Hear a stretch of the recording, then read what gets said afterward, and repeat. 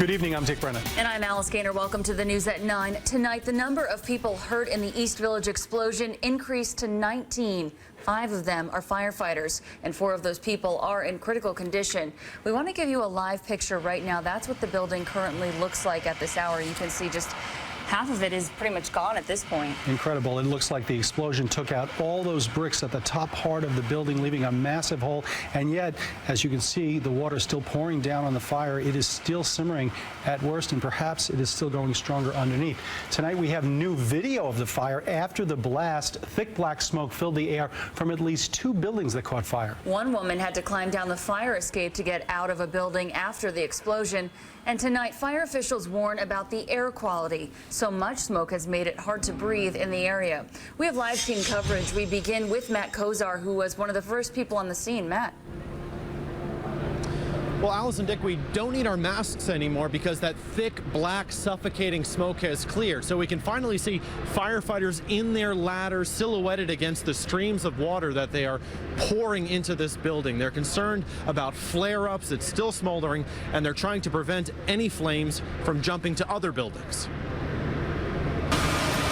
The fiery scene startled the neighborhood and led to the collapse of 2 buildings. 3:17 p.m. A large explosion happens beneath a sushi restaurant in a 5-story building on 2nd Avenue near East 7th Street.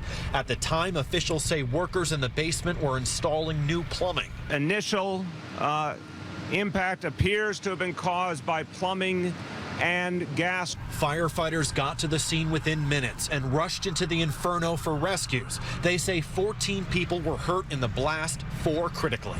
The majority of those injured were injured right at the moment of the explosion, yes. Flames stretched into the sky and jumped to 3 neighboring buildings. With time running out, first responders were able to get everyone to safety. And then it happened.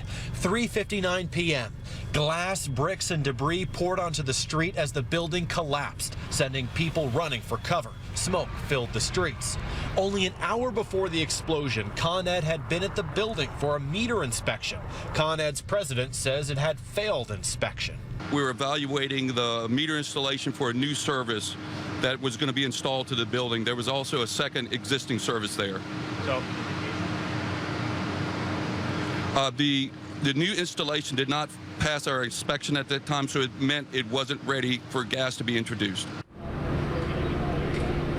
Now, prior to the explosion, Con Ed says it received no reports of gas odors in the neighborhood. In fact, they say yesterday they did a survey of gas mains on the block, and everything turned out okay. They didn't find any leaks.